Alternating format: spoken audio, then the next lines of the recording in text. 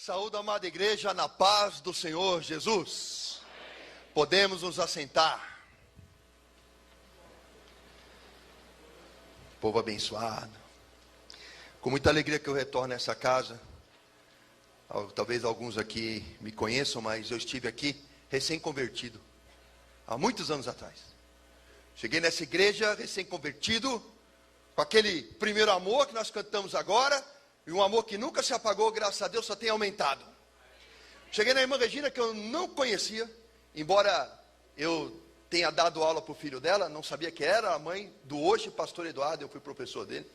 E cheguei ali, sem ser membro dessa igreja, recém-convertido, cheguei para ela e falei, eu quero falar com o presidente da igreja.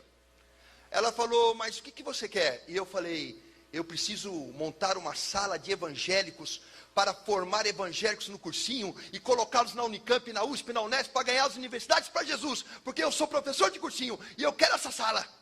E aí ela poderia ter pensado, ele não é membro, esse garoto é xarope da cabeça, mas não, ela passou para falar com o pastor Paulo.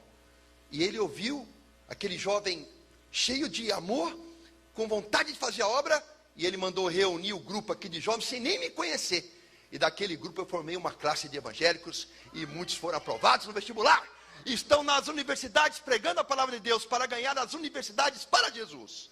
Então eu louvo a Deus por essa igreja, por essa disposição, por ter pego um jovem que tinha aquela chama de amor e ainda permanece, e não ter apagado a chama quando ela havia se iniciado, o que faz uma oportunidade. Vamos abrir para Deus em Salmos. Salmo 139, Salmo 139, versículo 13, 139, versículo 13, 139, versículo 13, quem achou, diga amém, glória a Deus. Diz assim a palavra de Deus: Tu criastes o íntimo do meu ser, e me teceste no ventre de minha mãe. Eu te louvo porque me fizeste de modo especial e admirável. Tuas obras são maravilhosas. Digo isso com convicção. Meus ossos não estavam escondidos de ti, quando em secreto fui formado e entretecido como nas profundezas da terra. Os teus olhos viram o meu embrião. Todos os dias determinados para mim foram escritos no teu livro, antes de qualquer um deles existir. Põe a mão no seu peito e diga assim comigo: eu não sou um acidente. Eu sou plano de Deus. E plano de Deus não nasceu para dar errado. Glória ao nome de Jesus. Amém. Meu nome é Ricardo Braga. Tenho 46 anos. Sou professor, empresário, secretário de cultura da cidade de Olambra. E auxilio o pastor Paulo Freire, e ele me auxilia agora na questão política. Mas nem sempre foi assim. Nasci em 65 no lar espírita. Minha família toda espírita. Como todo espírita, eu sempre ouvi falar de Deus, porque tinham fé em Deus. Tudo que eu aprendi de Deus foi através do Evangelho segundo Allan Kardec. Li os 400 livros que o Chico Xavier psicografou. Nosso Lar, Emmanuel, 50 anos depois. Li toda a literatura espírita que caía na minha mão, Zíbia Gasparetto, todo aquele trem do inferno. Também estudei cromoterapia, cristal, reiki, eubiose, racionalismo cristão. Li o Bhagavad Gita, que é o 9º livro dos Vedas, a Bíblia dos Krishna.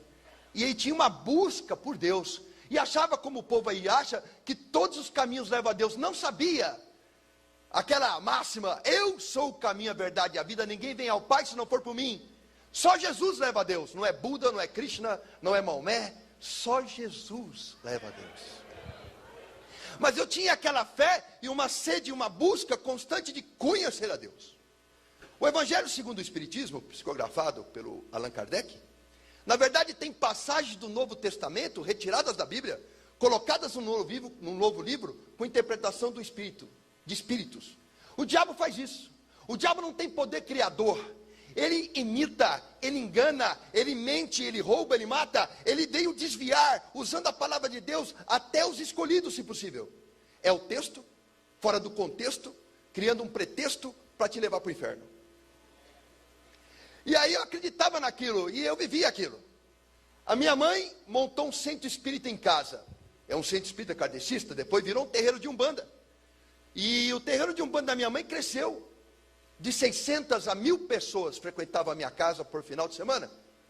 E eu estava sendo preparado para ser chefe do terreiro. Tenho cortes no meu pulso, cor cinza, e tatuagens no meu corpo, porque estava sendo preparado para aquilo. Vários pactos. E lá no centro de Umbanda e kardecista, a gente pregava o quê? Caridade. A gente acreditava que pelas obras, pela caridade, se eu fosse honesto o suficiente, se eu fosse caridoso o suficiente, certamente eu alcançaria a prosperidade. Eu achava que era pelo que eu fizesse que Deus ia olhar para nós. Mas na verdade eu não tinha ideia da graça de Deus. Achava que Deus era alguém de barba branca, bem distante de mim, lá no alto, que não tinha nada a ver com meus pequenos problemas, que eu era responsável pela própria felicidade. E pregávamos isso, e críamos que sendo caridoso, bondoso, etc., nós alcançaríamos algum retorno. Mas quando as portas do centro espírita se fechavam, dentro da minha casa, isso não acontecia. A gente pregava aos outros caridade, paciência, mas quando fechavam-se as portas, dentro do meu lar, da minha casa, o meu pai não conversava com a minha mãe não falava com meu pai, os irmãos viviam brigados em insubordinação aos pais, não havia paz, não havia respeito, não havia misericórdia, e aí nasceu na minha mente a seguinte questão: se eu prego tudo isso, e faço tudo isso, por que não dá certo? O meu pai teve 5 empresas, todas elas faliram, e ele era um homem muito ambicioso, trabalhava muito, mas quando chegava no topo ela quebrava. Às vezes eu estava naquela casona com o carro na garagem, no outro dia o oficial de justiça penhorando todos os bens. E ele não conseguia estabilidade, nem financeira, nem emocional, nem familiar. Embora pregássemos isso, não havia essa verdade na minha casa. A última vez que o meu pai quebrou, era uma firma que ele abriu de mineração chamada Daigon. A empresa quebrou. Junto com meu pai faliram homens que investiram muito dinheiro lá. E esses homens ameaçaram meu pai de morte, disseram: eu perdi muito dinheiro porque acreditei em você. Ou você devolve, ou a gente te mata. Com medo, o meu pai reuniu minha mãe e os filhos e disse assim: vamos fugir de São Paulo. Nós vamos embora daqui, porque estão me ameaçando de morte. E meu pai resolveu fugir. E fugiu com toda a família para o Ceará. Por que Ceará? O meu pai é cearense, a minha mãe é gaúcha e eu sou paulistano. Por parte de avó, alemão e italiano. Por parte de pai, espanhol e português, quer dizer, vira-lata legítimo. Aí, meu pai pegou esse vira-lata que vos fala, junto com os outros vira-latinhas, meus irmãos, e nós fomos para Fortaleza. A minha avó em Fortaleza, que ainda está viva com 95 anos, ela teve 11 filhos homens, ela pariu um time de futebol todinho. O maior é o tio Jorge, com 2,10 metros. O menor é meu pai, com 1,80. Eu sou o menor dos meus primos. E meu pai achou que indo para Fortaleza, tendo ele muitos irmãos, 10 irmãos, ele iria ser recebido e os irmãos dariam uma força e ele ia sair daquela situação de falência. E não foi assim que aconteceu, porque quando nós íamos nas férias, a família toda recebia bem. Olha, vocês vieram, que bom! Mas agora não, estava chegando um homem falido com esposa e filhos. A família recebeu assim: não é que vocês vieram mesmo? Aquela alegria foi trocada por uma preocupação, porque não estava chegando uma família, estava chegando um problema. Após alguns meses morando na casa de minha avó, a minha mãe reuniu eu, meu irmão e minha irmã. Eu com 14, meu irmão com 13, minha irmã com 11 anos na cama, e disse: eu estou me separando do seu pai. Não dá mais para viver com ele. Amanhã eu vou juntar minhas coisas, eu vou embora para São Paulo, e lá eu vou arrumar um emprego, vou refazer a vida, e vou trazer vocês para morar comigo. Aguenta um pouco. Assim ela disse, assim ela o fez. No dia seguinte ela juntou as malas, colocou as roupas e foi embora para São Paulo. Deixando eu, meu irmão, minha irmã, com meu pai, que já era um homem intratável, e agora ele ficou insuportável. Ele dizia todos os dias: você não vale nada, você não vira nada, você não vai dar em nada, porque você é igualzinho a sua mãe, aquela pi. Quando eu tinha dinheiro, eu tinha família. Agora que eu não tenho dinheiro, eu não tenho família. Para que eu fui casar e ter esse monte de desgraçado dependendo de mim? Com 14 anos eu ouvi essas palavras de maldição, e no meu coração nasceu mágoa. A mágoa virou ressentimento, o ressentimento virou raiva, e a raiva virou ódio. Eu tinha ódio do meu pai. Escrevia para minha mãe relatando todos os momentos de angústia e decepção. Escrevia semanalmente, semanalmente ela respondia, porque minha mãe era a referência de amor, que se fora. Aí escrevia semanalmente e as cartas dela começaram a demorar para vir, um mês. Depois as cartas começaram a vir semestralmente e depois anualmente. E assim passaram-se anos, 14, 15, 16, 17 anos. A minha mãe nos abandonou e não cumpriu a promessa de nos levar embora. Então eu pensei em cometer suicídio. Fui para o quintal da minha casa, desesperado, não aguentando mais aquela pressão, humilhação constante diária, e eu bebi veneno de planta. Só que o veneno da planta, ele tinha amônia, e na hora que eu coloquei a boca, a amônia me queimou as mucosas, e eu cuspi. Fui para o quarto com a boca queimada e ideia suicida. Eu tinha certeza que eu queria morrer. Eu só precisava encontrar a forma, porque eu não tinha medo de morrer, eu tinha medo de sentir dor. Cheguei no meu quarto com pensamento suicida, sentado na cama, desejo de morte bem arraigado no coração. Aleatoriamente, sem querer, eu olhei para a parede e vi o mapa do Brasil da revista Quatro Rodas. Chamou minha atenção que do mapa saltava uma linha vermelha. Eu não sei porquê, eu fui lá perto ver que linha era aquela. Estava escrito lá, BR-116. Ela vem do Piauí, passa pelo Ceará, atravessa o país inteiro, passa por São Paulo e Rio Grande do Sul. E naquele momento que eu vi aquela estrada tão comprida, me veio um pensamento na mente. Talvez a minha mãe não tenha me abandonado. Talvez ela esteja passando por algum problema e ela não quer me contar para não pesar ainda mais a minha situação. Então o desejo de morrer foi substituído pela vontade de viajar, encontrar a minha mãe, resolver os problemas que estavam pendentes e finalmente trazer meus irmãos e formatar a família de novo. Eu abandonei a ideia de morte e nasceu em mim a ideia de encontrar a minha mãe. E sem nenhum real no bolso, apenas com uma mochila nas costas, eu saí de Fortaleza a pé e atravessei 5 estados brasileiros andando em busca de amor de mãe.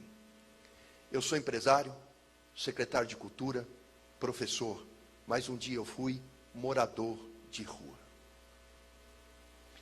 Saí domingo, depois do Fantástico, com a mochila de roupa e nenhum real no bolso. Eu acreditava naquela época, vejam, eu tenho 46. O menino de 17 anos da minha geração era bem mais inocente do que um menino de 17 anos hoje. Eu saí acreditando que se eu pedisse carona, alguém daria. Se eu precisasse de algo, alguém ajudaria. E assim eu acreditei. Peguei um ônibus, desci na rua 13 de Maio, em Fortaleza, e debaixo de uma placa, estava escrito assim, São Paulo, 3.500 quilômetros, eu comecei uma jornada. Caminhei a noite toda pedindo carona, ninguém parou. Quando deu 3:30 da manhã, deitei no acostamento da estrada, usei a mochila como travesseiro. Era a primeira noite que um menino de classe média alta, que nada lhe faltou na vida, ia dormir na rua, minha primeira noite na rua. Passou o caminhão, o chão tremeu, tive medo, imaginei que se alguém furasse o pneu, talvez procurasse o acostamento, iria passar por cima, não iria me ver. Então, dali do acostamento, fui para o meio do mato e adormeci. 5:30 da manhã, o sol no Nordeste já nasceu, e aquece e brilha, e eu acordei, dormi 2h30 apenas. Caminhei o dia todo sem comer nada, bebendo água em posto de gasolina somente, com fome, mas com vergonha de pedir comida. Caminhei o dia inteiro em jejum, e adormeci a segunda noite, debaixo de um cajueiro, próximo a um posto de gasolina, bem cansado, suado, com fome. Amanheceu a manhã do terceiro dia. Eu já estava uma noite, um dia e uma noite em jejum, caminhando sem repor as energias. Quando abri os olhos na manhã do terceiro dia, debaixo de um cajueiro, próximo a um posto de gasolina, pela primeira vez na vida, eu tive fome. Meus amados, o que vocês têm não é fome, o que vocês têm é apetite. Estou com vontade de comer algo, isso é apetite. A fome não. A fome é uma necessidade orgânica, é como respirar. Se eu fechar sua boca e seu nariz com a minha mão, você aguenta alguns minutos, mas logo você vai estar debatendo-se comigo, tentando desafogar. E aí você entra em desespero. A fome é assim também. Eu senti sudorese nas têmporas, as minhas mãos tremiam, tremores nas mãos, sentia ânsia de vômito, vomitava, só saía água, não tinha nada no estômago. Senti fraqueza, sentia que os sentidos iam desaparecer. com o restinho de força que eu tinha, eu fiquei de pé me apoiando na árvore, e olhei para o posto de gasolina, e lá estava 3 degraus e a lanchonete. A fome me tirou o nojo, me tirou o pudor, me tirou a vergonha. Eu só tinha fome e desespero, e para comer faria qualquer coisa. Caminhei sentindo que ia perder os sentidos até aquela lanchonete, subi os 3 degraus com muita dificuldade, apoiando-me no balcão, onde haviam caminhoneiros tomando café da manhã. Aquele cheiro de café fresco, aquele cheiro de pão com manteiga na chapa, me avolumou a sensação de fome. Então o moço veio em minha direção e eu disse: moço, estou faminto, estou com muita fome, eu venho de muito longe, eu estou para desmaiar na sua frente, o senhor tem alguma coisa para eu comer? Ele gritou comigo dizendo: essa hora, mal abri, já tem gente pedindo, é o dia todinho, gente pedindo. Oh, meu querido, abri agora, estou atendendo esse povo, volta outra hora. Quem tem fome, meus amados, não tem outra hora para voltar. Caminhei apoiando-me na parede com a minha mão, sentindo que ia desfalecer. Quando a parede acabou, tinha uma calçada estreita, acompanhando todo aquele corredor do posto, aquela parede comprida, e no meio da calçada, um latão de lixo. De lá saiu o cozinheiro cheio de pratos com resto de comida, provavelmente da janta da noite anterior. E ele jogou aquela comida no lixo. Caminhei até o lixo. Fiz uma concha com a minha camiseta, disputando comida com baratas e formigas. Eu enchi minha camiseta de arroz, de bisteca de porco parcialmente mastigada e tudo que eu encontrei. Dei 6 passos para fora daquela lata de lixo. Sentado no chão de terra, eu, pela primeira vez na vida, um menino de classe média alta, estava revirando lixo para almoçar. Eu comi pouco, porque o meu estômago estava muito pequeno, muito tempo em jejum. O pouquinho que eu comi já deu uma sensação de saciedade. Tive um sono incontrolável. Deitei do lado e dormi por 6 horas consecutivas no chão. Quando eu abri os olhos e acordei, sem que eu fizesse força, de forma inesperada, eu comecei a lembrar das vezes na minha vida em que eu tive alimento e eu nunca agradeci. Lembrei de uma vez que eu cortei uma mão papaya e ele estava machucado e eu gritei com a minha mãe. Eu disse: mãe, você não compra uma fruta que presta, todas as frutas que você compra estão estragadas. Lembrei uma vez que eu fui comer um arroz e eu gritei com a minha mãe. Falei: mãe, esse arroz é de ontem, não dá para fazer um arroz novo, tem que comer essa porcaria. E eu comecei a chorar, não porque eu havia comido lixo. Eu comecei a chorar porque eu me vi pela primeira vez. E quem eu vi, eu não gostei. Eu me reconheci mimado, arrogante e ingrato. E chorava de vergonha de mim mesmo. Essa noite você levantou, essa manhã você levantou, tomou café, almoçou, está aqui. Se você se alimentou, isso é manifestação do amor de Deus pela sua vida. Mas o que Deus tem com isso? Eu comprei minha comida? Eu faço a minha comida? O que Deus tem com isso? Eu sou biólogo, professor de biologia, tenho mestrado em bioquímica, sou biomédico, filósofo e pedagogo, tenho 4 faculdades. Só para descobrir que eu não sei nada. Deus é que sabe. Mas essa folhinha aqui tem clorofila. Quando a luz do sol bate nessa folhinha, ela quebra a molécula de água. A molécula de água é H2O, hidrogênio e oxigênio. Quando a luz bate na água que está nessa folha, o oxigênio é liberado. Você respira agora esse oxigênio que essa folha liberou. O sol está dando oxigênio para você respirar. Quando o oxigênio é liberado, sobe o hidrogênio. O hidrogênio entra no meio do gás carbônico e transforma-se em açúcar, C6H12O6. Açúcar é a base da alimentação de todo ser vivente. E o nome disso que eu falei é fotossíntese. Energia não se cria, energia não se perde, energia se transforma. Deus transforma a luz do sol através de uma folha em pão, em carne, em frango e faz você alimentar essa manhã.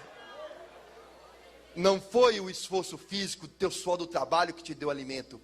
Foi a bênção que caiu do céu. É a luz do sol transformada em comida. É um milagre da fotossíntese. Você próprio é fruto de um milagre. Deus cuida de você porque você comeu essa manhã. E assim, nós muitas vezes almoçamos, jantamos, damos graças a Deus naquele dia, mas nós devemos, naquele alimento antes de comer, mas nós devemos dar graças a Deus por todo o alimento que nós colocamos na boca. Precisou que eu revirasse uma lata de lixo para entender essa verdade. Muitas coisas aconteceram e o tempo é curto, então vou me prender a 3 coisas. Caminhei muitos dias e muito longe, e dias sem tomar banho, dias e dias sem escovar os dentes. A cada dia que eu passava, eu ia me transformando num morador de rua, cada vez mais sujo. E aí o que acontecia? Ia enfraquecendo. A perna inchava, o tornozelo inchava, o joelho inchava. Cada picada de inseto, cada arranhão de árvore infeccionava. Ia emagrecendo, perdendo peso rapidamente. Nesse estado de coisas, quando eu parava para descansar, nem que fosse 5 minutos, para ficar de pé, tinha um ritual. Eu tinha que ficar de 4, de joelho, me apoiar em alguma coisa, levantava com dores, pernas trêmulas, andava mecanicamente, até que a musculatura aquecia, então eu engretava uma marcha automática. Assim eu cheguei no estado da Bahia, e o norte da Bahia, extremamente pobre. Até aquele dia eu encontrava posto de gasolina para pedir comida, ou revirar uma lata de lixo, ou beber água numa torneira. Mas no norte da Bahia, um posto de gasolina era muito distante do outro. 47 graus de temperatura, você via aquele asfalto, aquela fumaça sair do asfalto, transformando a paisagem quase numa miragem. Um calor insuportável, o pé cozinhando no tênis, eu querendo água para beber, e um posto de gasolina muito distante do outro. Seguia aquele asfalto preto, eu subia aquelas colinas, e eu falava, no alto dessa colina eu vou ver um posto, pelo menos para matar minha sede. Mas quando eu chegava lá em cima, eu só via mais asfalto. Achando que eu ia desfalecer, caminhando, ouvindo apenas o som dos meus passos, ouvi um forró, uma música. E eu pensei, tem música, tem gente. Saí da estrada em direção à música, caminhei numa bicada no meio do sertão, e lá na frente encontrei uma chácara linda, maravilhosa. Haviam vários carros novos ali, havia um cheiro de churrasco no ar, estava havendo uma festa. Cheguei no portão daquela casa, chique, com carro chique, uma festa cheia de gente, bati palma, toquei campainha, uma senhora apareceu, e eu disse, minha senhora, eu venho de muito longe, estou com muita sede, muita fome. A senhora tem alguma coisa para eu comer e beber? Ela estava segurando um churrasco com uma mão, bebida na outra, e disse, ô meu filho, eu estou dando uma festa, passa outra hora. Dali eu me afastei do portão, dei uns 6 passos para frente, e decidi, não, eu vou insistir. Voltei, toquei a campainha, bati palma, ela olhou para mim, viu que era eu, retornou seu corpo, soltou os cães que vieram latindo ao portão. Fiquei tão desnorteado com aquela situação, que ao invés de retornar pelo caminho da onde eu vim, eu virei à direita e caminhei a esmo, desnorteado. Lá na frente, encontrei uma casa paupérrima, do lado de um cajueiro, uma casa de pau a pique, pau trançado, com barro pisado na parede, um balanço de pneu, 4 crianças seminuas brincavam ali, debaixo daquela única árvore, uma casa paupérrima. Parei na porta daquela casa, que era menor do que eu, e abri em 2, bati palma. Lá dentro apareceu uma senhora, pequenininha, acho que não tinha nem 1,5 metros, vestidinho de alça, pés no chão, pano amarrado no cabelo, o rosto dela tinha rugas profundas, como se fosse um papel amassado. Ela tinha a boca desfalcada de dentes, poucos dentes na boca. E ela disse, fala moço. Eu disse, a senhora tem alguma coisa para eu comer e para beber? Eu venho de muito longe, estou com muita fome e muita sede. Para falar a verdade, eu estou para desmaiar na sua porta. Ela falou, entra. Eu passei por uma sala que não tinha piso, era só barro pisado. Na sala também não tinha móveis, uma cadeira sequer não tinha, apenas redes enroladas e penduradas na parede. Passei pelo único quarto da casa cuja parede não chegava ao teto, que era feito de palha de carnaúba, nem telha tinha. A porta do quarto era uma cortina que corria num barbante. Cheguei à cozinha, onde tinha um único móvel, uma mesa de madeira e 2 bancos tipo de igreja sem encosto. Um fogão a lenha, uma prateleira, única prateleira, com 4 cabaças ali. Essa mulher com alegria, diga comigo, alegria. Ela colocou um prato de aço esmaltado, gasto na minha frente. Me deu uma colher de alumínio na minha mão direita. Ela pegou uma caneca de alumínio amassada, fez um tibum numa água barrenta e salobra, a única água que ela tinha, e deu para eu beber. E com alegria, ela sacudiu as cabaças. Nenhuma fazia barulho. A última fez. Tch, tch. E ela disse: graças a Deus, ainda tem farinha. Com alegria, ela colocou farinha no prato.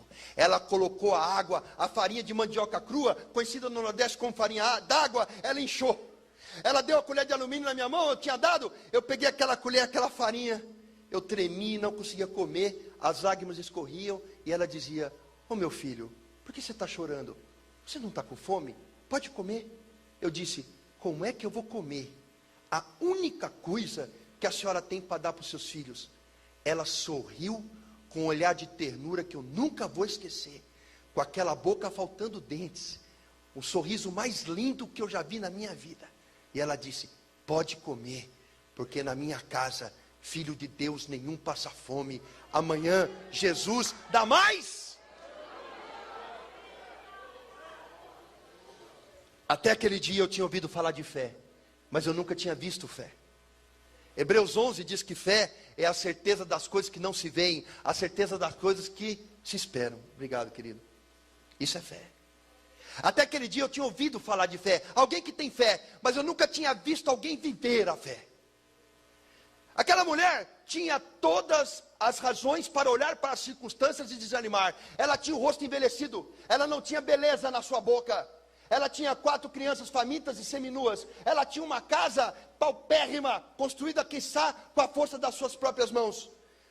Ela era envelhecida, muito envelhecida, antes do tempo. Ela tinha os pés descalços, mas ela tinha uma coisa que a mantinha de pé. Ela tinha algo que mantinha o seu coração aquecido. Ela tinha algo que dava força para levantar cada manhã. Ela não olhava para as circunstâncias, ela se recusava a fazer isso, porque aquele que tem fé não olha para o gigante, olha para Deus. Como que você veio aqui hoje? Desanimado? Será que você entrou pelas portas dessa igreja abatido por um problema? Esse problema não é maior do que o teu Deus. Aquele que olha para o problema, que se prende às circunstâncias, ele é amedrontado, acuado por ela. Mas aquela mulher disse aquela frase: na minha casa, filhos de Deus nenhum passa fome, porque amanhã Jesus dá mais. Portanto, ela tinha os olhos de águia, os olhos dela estavam na fé em Deus. Ela tinha um olhar acima dos problemas. E da onde vinha aquela ternura no olho? Da onde vinha aquele sorriso, aquela alegria genuína? Da fé e do Espírito que habitava no corpo dela, aquecendo o seu coração, tirando os olhos dela da circunstância, dizendo: filha, viva pela fé, viva pela fé. Em nome de Jesus. Peguei minha mochila, comi, peguei minha mochila, dei a ela, disse: nenhuma dessas roupas te serve, essa mochila não serve para a senhora, mas a senhora aceita, é a única coisa que eu tenho, a senhora pode vender, pode trocar, faça o que a senhora quiser. Ela aceitou. Saí daquela casa, só com a camiseta, shorts, um tênis que já quase não existia, e voltei para a estrada alimentado. Caminhei muitos quilômetros, passei por muitos lugares. Quando chegou no estado de Minas Gerais, era julho, e fazia frio. Numa alta madrugada, a neblina na estrada, uma garoa fina, o frio nos ossos. Eu vi ali uma luz de posto de gasolina neon difusa na neblina. E eu pensei: eu preciso encontrar um lugar para dormir essa noite, porque o frio vai me matar. Caminhei apressado até aquele posto, a chuva engrossou um pouquinho, todo molhado. Eu deitei do lado de uma bomba de combustível, recolhendo meus braços para dentro da camiseta. Quando lá de trás, sem que eu percebesse, veio o vigia do posto e me chutou as costas gritando: pingaiada! Isso é hora de um pinguço vir dormir aqui no posto. Eu não sei se você já tomou um chute nas costas, uma bolada ou caiu. O fato é que quando a gente leva uma pancada nas costas, o ar nos falta, nós não conseguimos respirar. Eu não conseguia responder nada a ele. E ele dizia: olha aí, não consegue nem ficar de pé. não consegue falar, está bêbado. E pisou na minha cabeça, pisou nas minhas costas, chutou minhas costelas. E eu saí com a cara no chão, me arrastando para fugir daquela surra, até depois da marquise do posto, quando ele parou de me bater, porque a chuva havia engrossado. Com o rosto em lama, fui até um pneu de um caminhão, com dores, fome, frio, fiquei de pé. Dei a volta pelo posto de gasolina, lá atrás, pelo meio do mato. Entrei no banheiro, sujo de posto. E do lado de uma privada, cheia de excremento humano, tinha sua descarga quebrada. Peguei papel de enxugar a mão, peguei papel higiênico, coloquei dentro da camiseta para tentar me aquecer. Fechei o ferrolhinho com a mão. Olhei para o teto e comecei a chorar. Porque eu lembrei que todos os dias da minha vida, eu tinha uma cama, eu tinha um cobertor, e eu tinha um travesseiro, e eu tinha uma família, e eu nunca disse muito obrigado, Deus. Se você tem um colchão para dormir hoje, você agradeça a Deus. Nada contra você ter o melhor colchão, querer a melhor cama, querer a melhor casa, o melhor carro, nada contra, mas tudo contra você não agradecer a Deus pelas coisas que você tem. Porque se você tem algo, isso é manifestação do amor de Deus por você. E eu chorei muito, porque lembrei das coisas que eu tinha no passado e nunca valorizei. Saí daquele posto de gasolina na manhã e caminhei muito doído, cheio de manchas, muitos quilômetros, até que eu cheguei na cidade de Peixe Gordo, no Rio de Janeiro. Havia na beira da estrada, era noite, uma casa de prostituição, luz vermelha, vários caminhoneiros parados à porta daquela casa, forró, e uma prostituta sentada do lado de fora num banco com um copo de café na mão. A prostituta disse para mim: vem cá, moço. Eu dava um passo e parava. Vem cá, moço. Eu dava um passo e parava. Naquela hora eu percebi que o deserto pelo qual eu estava atravessando havia me transformado em outra pessoa. Talvez você tenha chegado nessa igreja atravessando um deserto da separação, da traição, da falta de recurso, da dívida. Talvez você tenha chegado aqui atravessando o deserto do medo, da depressão, da ansiedade, da angústia, da falta de fé. Não sei por qual deserto você atravessa. Eu sei de uma coisa: o deserto não é só um lugar sem esperança, sem água e sem comida. O deserto também, ele tem a capacidade de roubar de você a identidade. Na Bíblia tem um caso assim. O rei Davi disse: alguém da casa de Saul, que eu ainda posso abençoar. Disseram: ah sim, um príncipe no deserto. O nome dele é Mefibosete, coxo de ambos os pés. O rei Davi mandou buscar Mefibosete. Quando Mefibosete chega à presença do rei Davi, ele diz: quem sou eu, um cão morto, para que tu te lembres de mim? Ele era um príncipe, ele estava no deserto, mas ele não se via como tal, ele se via como um cão morto, porque o deserto lhe roubou a identidade. Talvez o deserto pelo qual você atravessa esteja lhe roubando a identidade. Talvez o diabo esteja mentindo para você, dizendo que você nasceu para dar errado, que nada que você faz prospera. Talvez o diabo esteja mentindo, tentando tirar de você a identidade de príncipe. Quanto vale essa nota? Quanto vale essa nota? Quanto? E agora, quanto vale essa nota? Quanto? Quanto vale essa nota agora? R$100? O deserto faz isso. Ele te amassa, ele te suja, ele te pisa. Mas assim como essa nota para Deus, você não perde valor.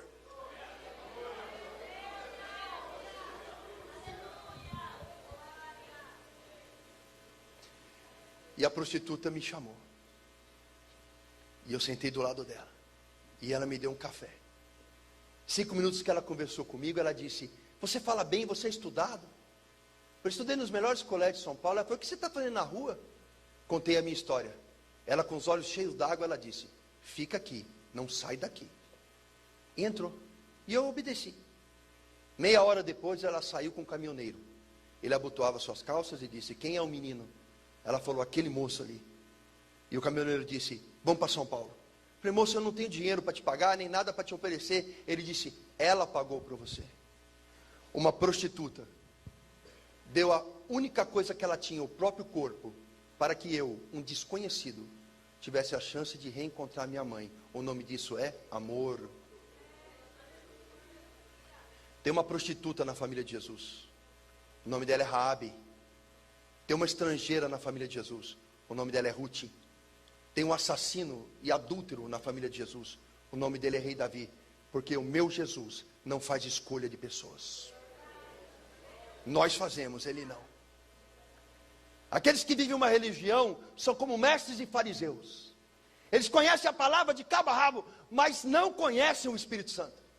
Eles vivem pela lei e não conhecem a graça. Eles vivem pela ditadura das regras, mas não conhecem o amor.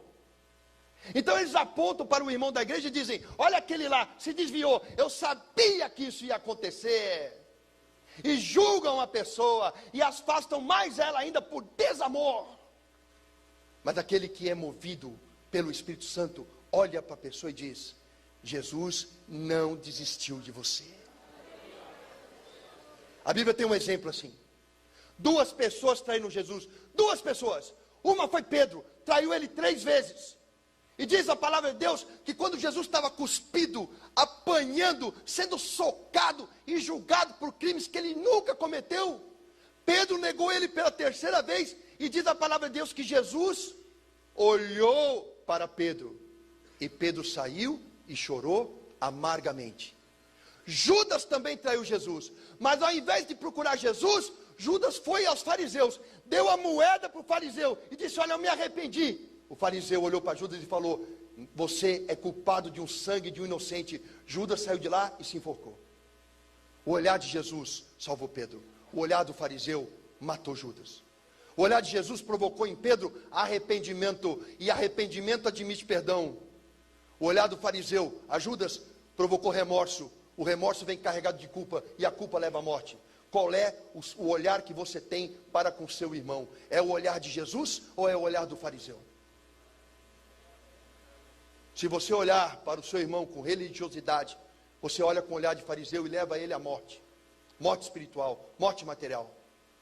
Mas se você olhar com o olhar de Jesus, esse filho pródigo retornará à casa do Pai, em nome de Jesus.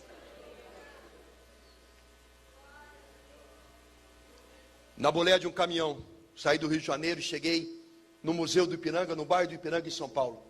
Cheio de alegria, porque eu tinha 17 anos, e com 17 anos, cheio de problemas, eu consegui chegar. E era uma sensação de vitória, porque eu ia em busca de amor de mãe.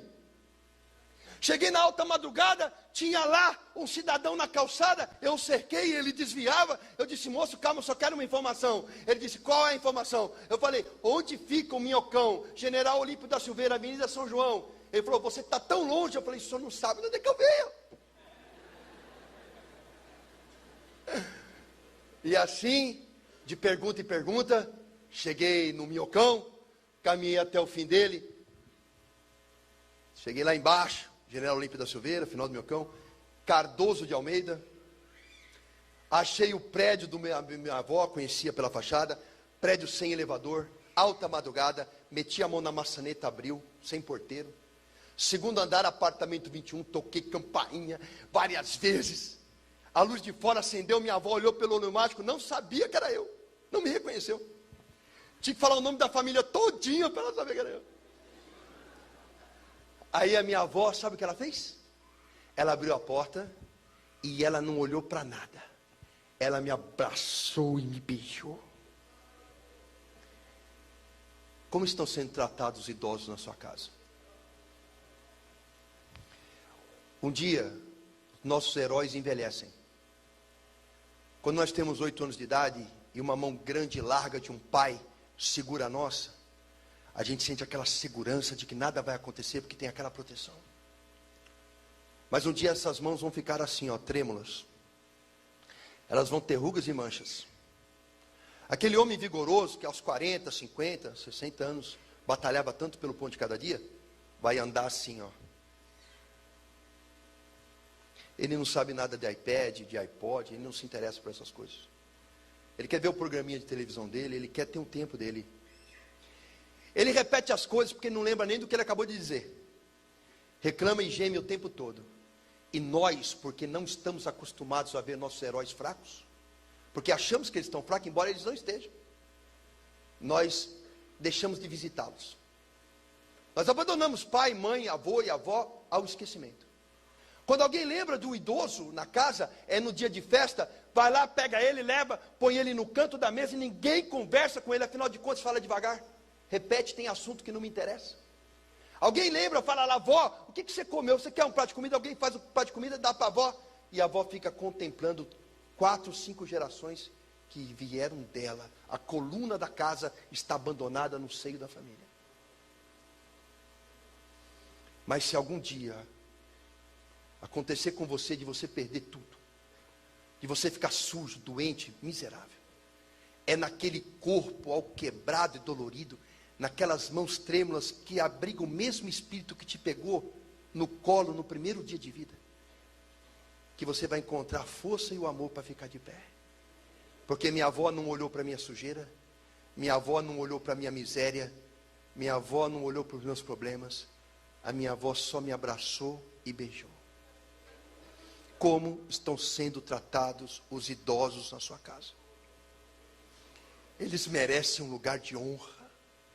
E não é uma opção, é uma ordem. Amarás o Senhor teu pai e tua mãe, para que teus dias sejam prósperos na terra. É um mandamento. Minha avó mandou eu tomar banho, e eu fui. E eu cheguei no banheiro e tirei a roupa. E pela primeira vez me vi nu.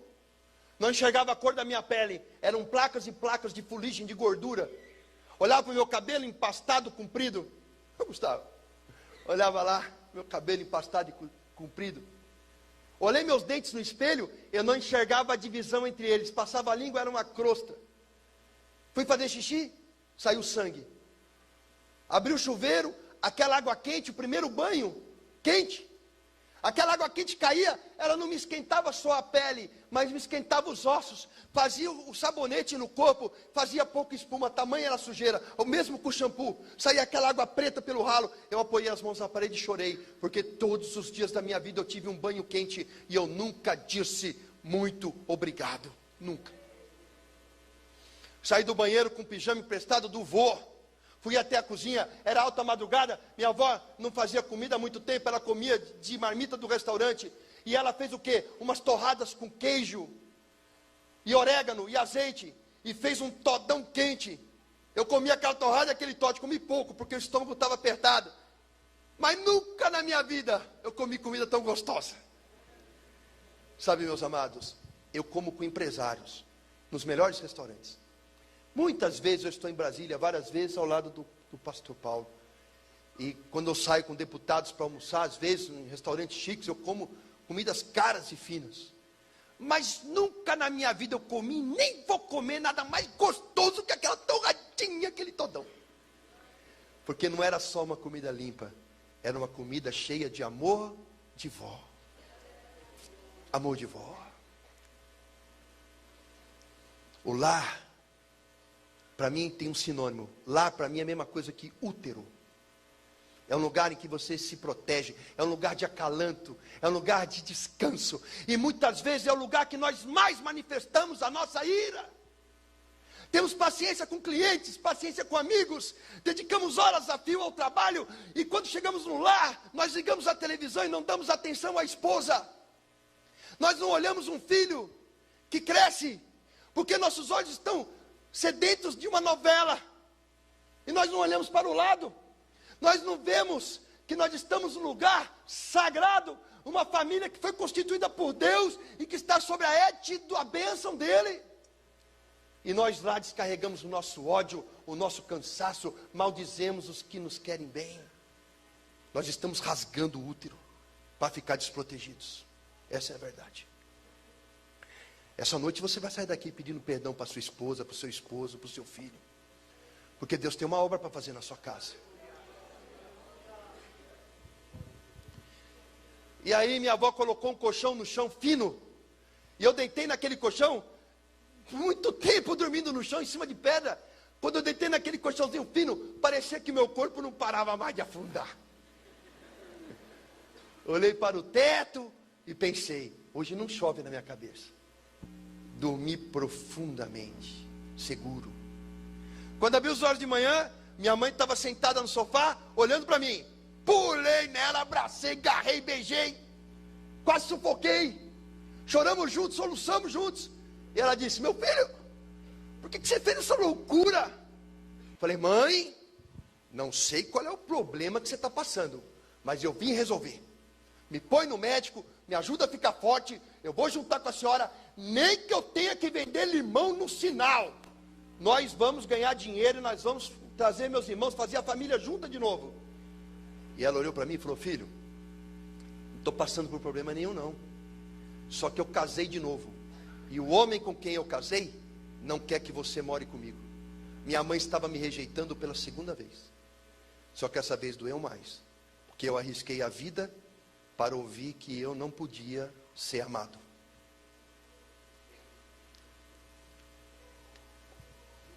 Ela complementou dizendo, ele é muito rico, tem dinheiro, não vai faltar nada para você. Fica na casa do seu avô, todos os dias a gente visitar. Eu não queria dinheiro.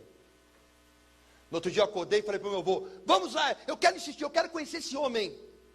Meu avô, não, falei, vamos, e ele levou. Cheguei lá, depois do Brooklyn, depois da estátua do Borba Gato, na Avenida Santa Marta tem uma rua, chamada 9 de Julho, uma rua mesmo. Aí cheguei lá, subi o prédio com meu avô, toquei a campainha, Lineu Spalato abriu a porta. Viu meu avô, deduziu quem eu era, falou, você é o filho da Nilda? Falei, sou eu mesmo, o senhor casou com a minha mãe, e eu vim aqui lhe fazer um pedido. O senhor não me conhece, e o senhor não deixou eu morar com a minha mãe. Eu vou te fazer um pedido, deixa eu morar um mês com você. Se eu atrapalhar, você me manda embora. Se eu não atrapalhar, não me tira da minha mãe. Ele disse, não, eu tenho muito dinheiro. Fica na casa do seu avô, nada vai te faltar. Rejeitado pelo padrasto, desci com meu avô até a calçada, esperando um táxi, fiquei meditando na vida. Aí eu falei para o vovô, é possível ser feliz? Meu avô falou, é. O que é preciso para ser feliz? Ele falou, um bom diploma, um bom emprego, e uma mulher que te ama, você vai ser feliz. Então eu disse, com aquele coração rejeitado, então eu vou me esforçar, vai ser pela força do meu braço, eu vou conseguir essas 3 coisas, e não importa que a minha mãe e meu pai não me queiram, eu vou ser feliz. Meu avô me matriculou no Senac, fiz curso de datilografia e telex, desculpa, eu sou velho. Tinha negócio de computador, era datilografia e telex. Eu desmaiava nos cursos lá, porque tinha problema de saúde. Tirei os documentos, ia procurar emprego. Passava nas provas de matemática, português, de datilografia, mas chegava no exame médico, reprovado. O cara olhava para mim, aquela vareta doente. Só faltava ter que tomar banho de pé de pato para não ir embora pelo ralo. Aí um dia, um primo meu, Sérgio Cipolati Rodrigues de Lima, auditor do Banco Central, estava liquidando o Banco Bandeirantes na Rua Boa Vista, no centro de São Paulo, mandou me chamar. Fui até o banco, lá no topo do banco, a autoridade máxima do banco era meu primo. E ele olhou para mim e falou, você é um valente. Você vai ser empregado hoje, vai começar aqui como office boy. Falei, Sérgio, eu não vou passar no exame médico. Ele falou, vai sim, que aqui manda aqui sou eu. Aí eu fui lá, fiz todos os testes, chegou no exame médico, morrendo de medo. O médico analisou, na época tinha um tal do Viva Voz, eu sou velho, né? Viva Voz. Aí ele tocou assim, eu ouvi a voz do meu primo, o médico falando assim, doutor Sérgio, o Ricardo não tem condição de trabalhar. Ele tem infecção urinária, ele tem infecção no rim, ele tem vermes no intestino, ele tem um zoológico no intestino. Ele tem suspeita de diabetes e está muito abaixo do peso, ele não tem condição física. Tirou o dedão, veio a voz do meu primo de lá para cá. Ou você contrata ele, ou eu demito você. E assim eu fui contratado. Uma leve pressãozinha. Primeiro dia de serviço, afastado para tratamento médico. Fiquei 6 meses recebendo salário sem trabalhar. Depois de 6 meses, eu voltei para o banco. Estava gordo, estava disposto. Falei, agora vai, quem me segura? Com aquela voz do meu avô, um bom emprego, um bom diploma e uma boa mulher que te ama. Eu vou ser feliz. Comecei emprego com office boy, deu o melhor de mim. 3 meses de banco, fui promovido. Chefe dos boy. Aí eu virei auxiliar de escritório A, auxiliar de escritório B, chefe do departamento de cobrança e depois de 4 anos, gerente do banco. Nesse ínterim, prestei vestibular, entrei na USP para fazer filosofia. Por que filosofia? Porque o curso era 1 para 1. Falei, esse aí eu não entendi de eu não passar. Legal foi quando eu me formei, né? Falando com meus parentes lá no Ceará. Ô, entrei na USP. O quê? Medicina? Não. Direito? Não. Engenharia? Não. Entrou no quê? Filosofia. Silêncio. Vai trabalhar no quê? O que eu vou falar para meus amigos? Teu sobrinho faz? Pensa. Aí eu fiz a filosofia. E aí, em 4 anos, eu tinha um apartamento, eu tinha um diploma da USP, eu tinha um bom emprego, e tinha conhecido uma moça, Isildinha Aparecida Machado, 8 anos mais velha que eu, bióloga da Unicamp.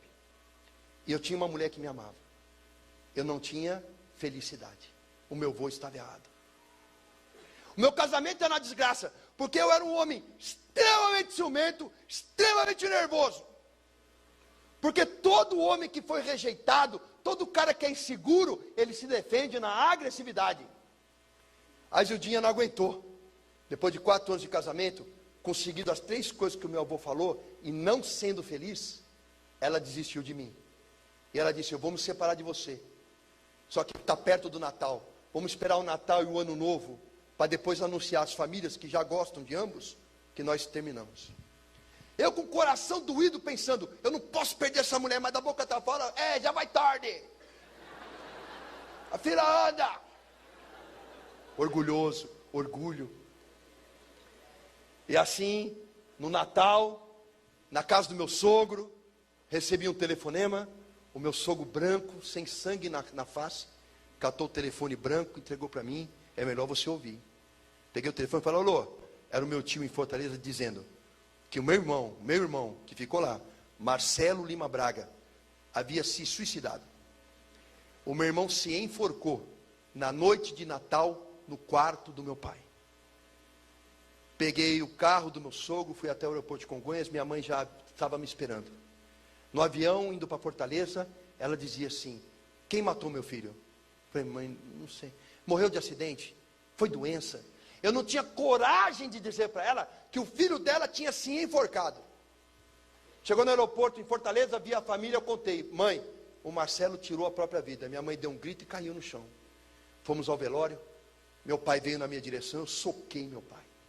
Os meus tios pularam em cima de mim. O tio Jorge médico me deu uma injeção, eu apaguei. Quando abri os olhos, eu estava no apartamento onde o meu irmão havia se enforcado. Era madrugada. O meu pai estava encostado na porta, olhando a parede que o meu irmão se enforcou, fumando um cigarro atrás do outro, porque o chão estava cheio de bituca. Eu queria sair daquela cama e jogar meu pai pela janela, porque o ódio que eu tinha dele era um ódio de morte. Não consegui. Quando o dia amanheceu, levantei da cama, o meu pai e eu nos cruzamos no corredor, eu olhei para o olho dele, vi um homem destruído, e eu apontei o dedo para ele e falei, bem feito. Eu pensei em te matar essa noite, mas eu quero que você morra devagar, de remorso. O meu irmão deixou um menino, Gustavo Ventura Braga, com 2 anos de idade, lá em Fortaleza, ele morreu e deixou um filho. A minha mãe falou, volta sozinho para São Paulo, avisa o teu padrasto que eu não vou. O teu irmão deixou um filho que está sem pai, eu vou cuidar desse menino. E minha mãe ficou em Fortaleza para cuidar do neto. E eu voltei para São Paulo sozinho, novamente separado de minha mãe. Cheguei em São Paulo, casamento terminado, irmão suicida, mãe no Ceará. Desisti de tudo, larguei o emprego. Dividimos o apartamento em 2 na venda do divórcio. Peguei todo o dinheiro que tinha e trocava a noite pelo dia. Nas noites de São Paulo, sem trabalhar, vivia de uísque e cerveja nas boates de prostituição. Trocava a noite pelo dia. A minha esperança era que alguém, numa briga de bar, desse uma facada em mim, desse um tiro em mim.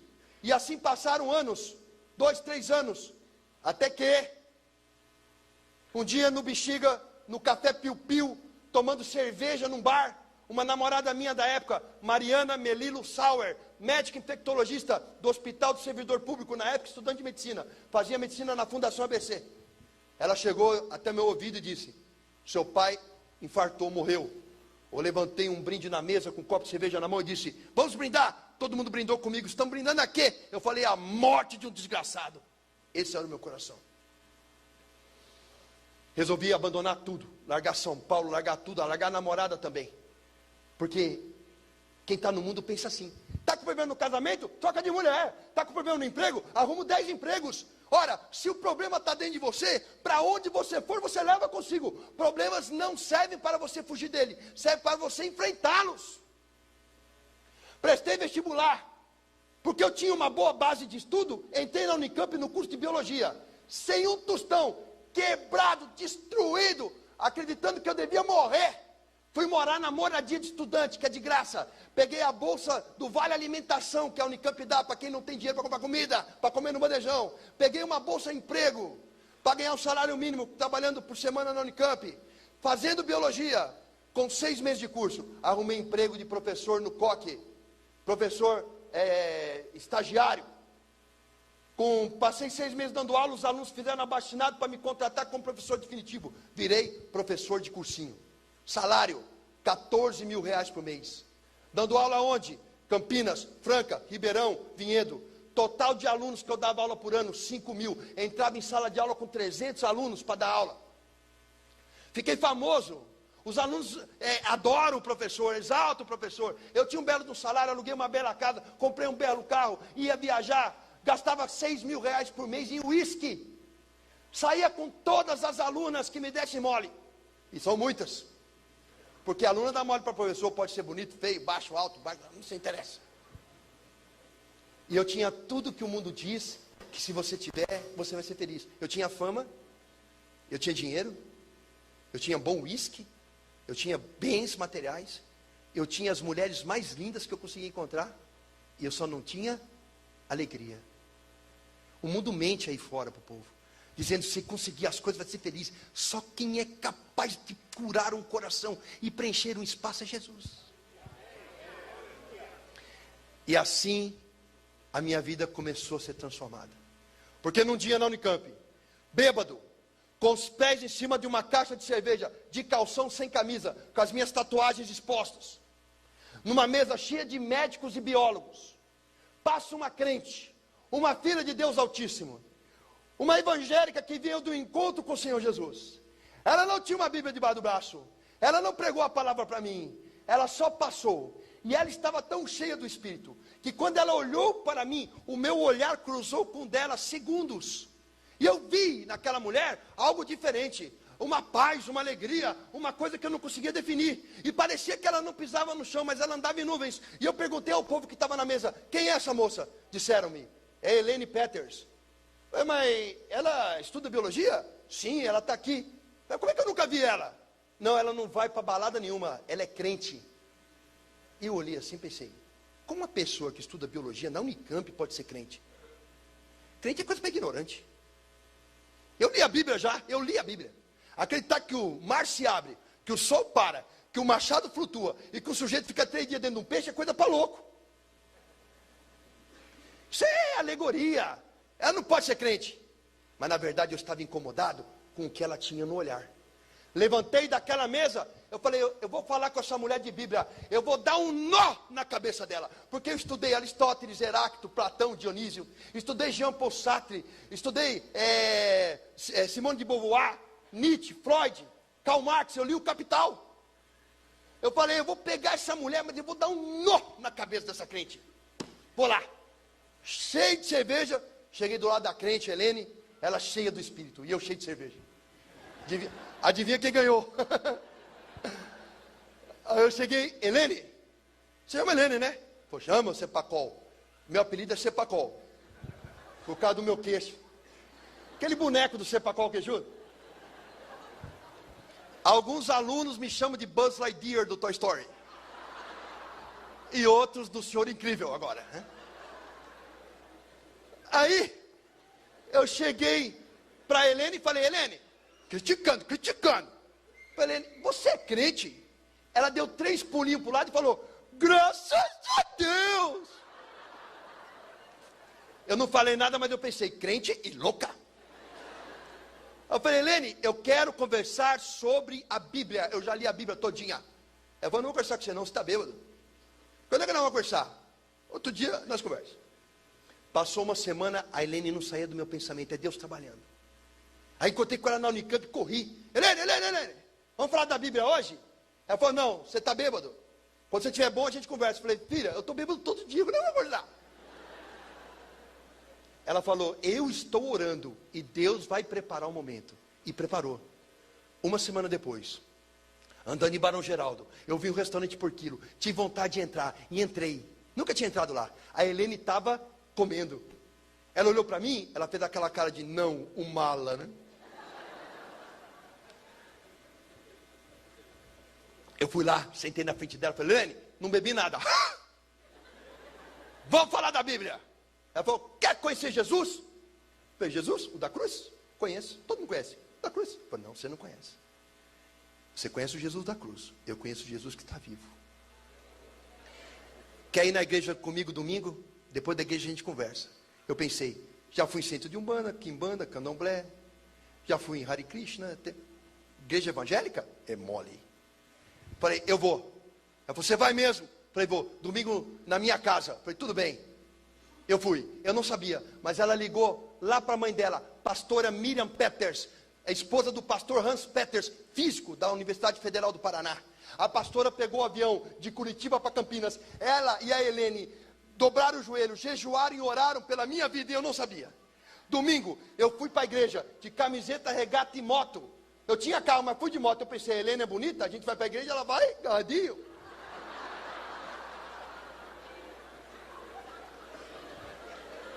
Esse era o meu coração. Aí quando cheguei na casa da Helene, toquei a campainha, quem apareceu lá? A Helene? Não, a mãe dela. Pastora. Ela correu no corredor, me abraçou, me apertou, chorando, e disse no meu ouvido, Jesus te ama e eu também. Eu não falei nada, mas eu pensei, essa loucura é de família. Aí eu falei, eu estou de moto, nós somos em 3, como fazemos? Ela, nem a que for a pé, nós vamos para a igreja. Pegamos o ônibus e fomos. Chegamos na igreja, chegamos no meio do louvor, o povo estava lá adorando ao Senhor, em línguas, orou, quando sorou, e a Roma Súria, canta lá, e eu olhava aquilo, eu falei, que é isso? Olhei para o lado para falar com a Helene estava assim. Olhei para o outro lado para falar com a mãe dela estava atrás de mim assim. E eu querendo sumir dali. De repente, na hora do louvor, toca um louvor a Deus. Dizia assim, em tua presença sou fortalecido. E eu estava só o pó.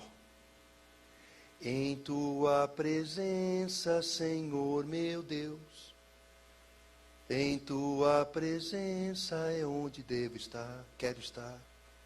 Eu senti um tremor por dentro, como se meus órgãos estivessem tremendo. Me deu uma vontade de chorar incontrolável. Comecei a vir aquele choro do fundo de minha alma. E começou a escorrer umas lágrimas diferentes. Não era um choro comum, era um choro curativo. Numa igreja em que eu não conhecia ninguém, eu saí correndo no meio de um corredor, parei na frente do púlpito, abri meus braços e coloquei o rosto no solo. A pastora Márcia Perucci mandou parar o culto, pegou um vidro de azeite, derramou todo em mim e disse, o Espírito Santo de Deus está me dizendo que hoje eu estou consagrando um verdadeiro adorador. Assumi a posição fetal. E é como a mão de Deus tivesse entrado em mim. Eu comecei a chorar copiosamente. Chorei a perda do meu irmão. Chorei a mágoa da rejeição. Chorei a maldição das palavras do meu pai. Chorei o abandono, chorei a sujeira, chorei a miséria. E à medida que eu chorava, o meu coração se alegrava e cicatrizava. Quando eu levantei daquele chão, como Paulo no deserto, eu estava cheio do Espírito e renascido em Cristo. O peso do mundo não estava mais sobre mim. E eu tinha uma alegria que eu não conseguia controlar. Uma alegria que o diploma não deu, que o casamento não deu, que o dinheiro não deu. Uma alegria que eu não conseguia conter. E o brilho nos olhos que a Helene também tinha. E eu descobri o que era aquele brilho. O nome do brilho é Espírito Santo de Deus. Entrei no ônibus com a Bíblia na mão que eu acabei de ganhar, sujo de azeite e feliz. E eu gritava para pastor e família dentro do ônibus na hora de voltar: agora eu sou crente? Ela é, agora você é crente. Como é que eu faço para ser mais crente? Ela falou: calma que depois eu te explico. E eu queria saber tudo. Eu falava: como é que crente se diverte? Ele não faz sexo. E elas vermelhas de vergonha: calma. Todas as dúvidas a gente tira.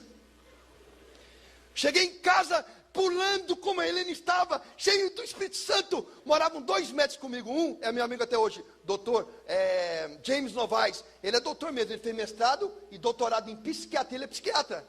Ele me viu de um jeito diferente, cheio de óleo, com a Bíblia na mão. Ele falou: calma, você surtou. Meus amados, eu estou surtado há 9 anos. Fui dormir. Eu dormi profundamente. Eu dormi como nos braços de Deus. Acordei no outro dia e fui dar aula. Levei um livro de biologia e levei a Bíblia. Entrei no cursinho, os alunos não entenderam nada. Abri o livro de biologia e abri a Bíblia. E disse: Gênesis capítulo 1.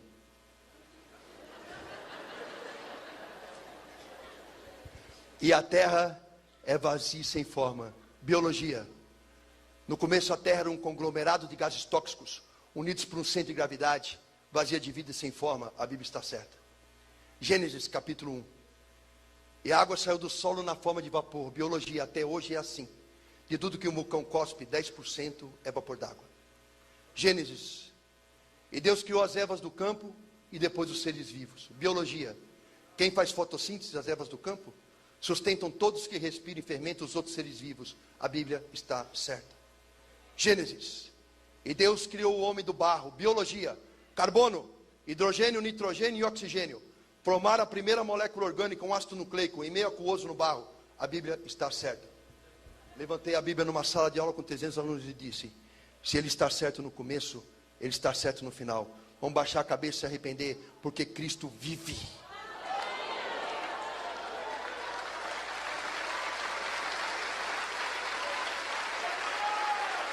Cristo vive. Cristo é ressurreto. 300 alunos abaixaram a cabeça e oraram comigo naquele dia. E eu não consigo dar aula de biologia sem citar a Bíblia. Antes eu lia a Bíblia e não entendia.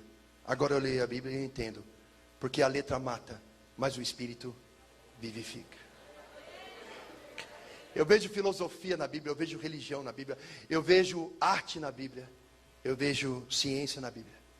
A religião crê, a ciência comprova, a filosofia questiona e a arte expressa. 4 linhas do pensamento em busca de uma só verdade, caminho e vida: Jesus. Eu estudei filosofia, biomedicina, biologia, pedagogia, só para descobrir que eu não sei nada. Que em cada linha da Bíblia revelada pelo Espírito Santo guarda mais mistério que eu sou capaz de entender. Não se estribe no seu próprio entendimento. Busque comunhão com o Espírito e Ele refará os seus caminhos. Como terminou? Minha mãe tem 71 anos de idade. Ela mora comigo. Ela é convertida. Não lhe falta nada. Eu dou tudo a ela. Eu cuido dela. Porque no meu coração, eu nem lembro que ela me rejeitou. Ela só sabe o que é ser amada e cuidada. O filho do meu irmão Gustavo Ventura Braga é convertido. A minha irmã é convertida. A minha sobrinha Isabelle Braga é convertida. Porque está escrito: tu e tua casa serão salvos. Na igreja do Nazareno, com meus amigos pastor Josimar e Alex, Deus falou no meu coração para eu voltar e encontrar aquele moço, meu padrasto, lá atrás de São Paulo. Pedi perdão a ele. E eu fui, 20 e poucos anos se passaram. Ele morava no mesmo lugar. Toquei a campainha, o Lineu abriu a porta e viu que era eu. Me abraçou e chorou muito. E aí ele falou: o que você veio fazer aqui? Eu disse: eu vim te pedir perdão, porque eu te odiei muito. E ele chorando me disse: eu preciso do teu perdão, porque eu não deixei você morar com a sua mãe. O Lineu, 20 e poucos anos depois, estava falido. O filho dele morreu no acidente de moto e a filha com câncer no cérebro. Ele é sozinho hoje. O único amigo dele sou eu. No Natal eu vou buscá-lo. No aniversário ele passa comigo. Não lhe falta nada porque eu não deixo faltar. numa casa que eu não pude pôr os pés, eu entro e durmo no lugar de honra, no quarto dele, ele vai dormir no quarto de hóspede, porque está escrito: Deus exalta aquele que se humilha. Quem é aquele capaz de transformar amigo em um familiar? Quem é aquele capaz de te fazer perdoar a traição? Quem é aquele capaz de te restituir a saúde, os bens? Quem é aquele capaz de curar o teu coração? Qual é o nome? O nome daquele que é capaz de te tirar do peito o desejo de morte e te dar o desejo de vida. Jesus Cristo de Nazaré, o Cordeiro de Deus. Eu não sei com que coração você entrou aqui essa noite, mas eu sou aqui testemunha viva de que Deus existe e é vivo. Você não tem razão para lutar sozinho. Você não tem razão para enfrentar essa situação com a força do teu próprio braço. Você tem um Deus nos braços do qual você pode descansar e deixar que Ele realize em você um milagre. Fecha teus olhos, baixa a tua cabeça, que nós vamos orar.